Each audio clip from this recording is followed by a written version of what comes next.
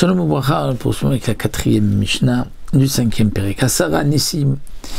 Là encore avec le chiffre 10, le Tana nous dit il y a eu 10 miracles Nassou Lavotenu Bemitzraim, 10 miracles qui ont été faits à nos ancêtres en Égypte. Asara Alayam et 10 miracles sur la mer au moment de la traversée de la mer Kriyat Yamsouf, de la mer des Joncs. Quels étaient les 10 miracles que nos ancêtres ont eu en Égypte? Bien simplement, dit le Barthénora, c'est qu'ils ont été sauvés des 10 plaies. Les 10 plaies n'ont frappé que les Égyptiens, n'ont pas frappé Am Israël, donc ils ont été sauvés. Il y a eu 10 miracles pour Am Israël. Et il y a aussi 10 miracles sur la mer. Quels sont les 10 miracles de la mer? Là encore, dans les Rishonim, le Rambam, Rabbeinu Yonah, Rashi, Barthénora, il y a une marloquette. Quels sont les 10 miracles? Et nous allons suivre l'explication du Barthénora qui nous dit, premier miracle, c'est que la mer s'est ouverte. Deuxième miracle, c'est que l'eau a fait donc des arcades comme donc une tente, il y avait, donc c'était couvert. Troisième miracle, c'est que le sol était sec. Quatrième miracle, c'est que lorsque les Égyptiens sont passés, le sol n'était plus sec, il était humide et c'était devenu donc de la boue. Cinquième, c'est que les eaux ne sont pas donc glacées d'un seul bloc, mais il y avait comme des petites briques d'eau qui se sont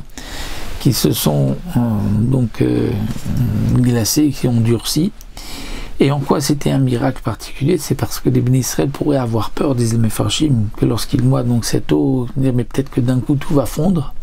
Mais lorsqu'ils ont vu que c'était fait donc de petites, comme des petits morceaux de pierre, des petites briques, ils ont dit non, jusqu'à ce que tout fonde, ça mettra du temps. Donc ils ont pu rentrer dans l'eau tranquillement. Ça c'est le cinquième miracle. Sixième miracle, c'est que l'eau est devenue dure comme des rochers pour ensuite frapper et faire tomber ça sur les Égyptiens. Septième miracle, c'est que la mer s'est ouverte en 12 parties. Chaque tribu a emprunté un chemin. Huitième miracle, c'est que les eaux étaient transparentes, c'est-à-dire les murs étaient transparents et donc les tribus pouvaient voir les autres tribus traverser en même temps que la mer.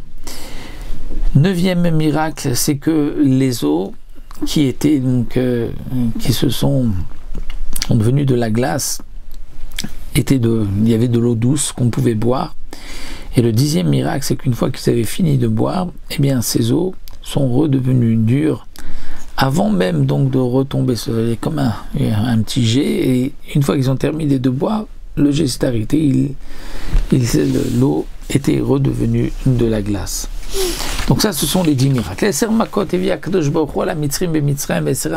a eu 10 plaies, 10 makot, 10 coups que Akadosh Baruch Hu a envoyés sur des Égyptiens en Égypte et 10 sur la mer. Donc 10 en Égypte, ce sont les 10 makot, Dam, Tzfardé, Akinim, comme dit Barthénora, Det Saradash, Be'achav, et 10 sur la mer. 10 sur la mer, quels sont ces 10 sur la mer? Eh bien, c'est, dit le Barthénora, on retrouve dans la Shira Tayam, dans la Shira, on retrouve Hazesher Moshi, on retrouve 10 expressions que Hachem a jetées. Ramabayam, Yarabayam, ils se sont Toboubiam, ils se sont noyés, ils sont tombés en profondeur, ils ont été recouverts et ils sont tombés comme du plomb ou comme de la paille. Et donc ces 10 expressions-là sont 10 makot qui ont été à la yam sur la mer. Asara nisyonot niswautinamakam baruchu bamidbar. Il y a 10 épreuves, c'est-à-dire 10 fois où les Béni Israël se sont rebellés, ont, si on peut dire, éprouvé à Kadosh Baruch Hu dans le désert. Shinema, comme c'est marqué, vainose otizer vainasu otise eser pamul shembekoli. Donc ils ont éprouvé à Kadosh Baruch Hu à 10 reprises, ils ont été contre lui, comme nous allons le voir, et ils n'ont pas écouté sa voix. Quels sont ces 10 nisyonotes? Alors le Barthénora nous dit, donc avant de traverser la mer, ils ont dit, ah, pourquoi on est sorti d'Égypte? Il n'y avait pas de tombe en Égypte pour qu'on puisse mourir ici. Lorsqu'ils sont remontés, sont sortis de la mer, ils ont dit, mais on n'a rien à boire. Ils sont arrivés à Rephidim. Donc d'abord, lorsqu'ils étaient à Mara, ensuite à Rephidim, ils ont dit aussi, on veut boire. Ensuite, lorsque Hachem leur a dit, ne prenez pas la manne le Shabbat, certains sont sortis prendre la manne le Shabbat, lorsque Hachem avait dit il ne faut pas laisser au lendemain, certains ont laissé au lendemain, ils se sont rebellés 2 fois donc sur la nourriture. D'abord à Midbarsin, ils ont dit on veut manger de la viande. Deuxième fois Kivrot Atava, ils ont dit qui va nous donner à manger de la viande. Le 8e, c'est, dit le Barthénora, le Chet Egel, c'est le veau d'or. 9e, c'est lorsqu'ils sont arrivés à Taveira, les Mitonénim, et ils se sont plaints. Et ensuite les explorateurs. Donc ça, ce sont les 10 fois où les Bnei Israël se sont rebellés contre Akadosh Baruch Hu, comme c'est marqué dans le passage, 10 fois ils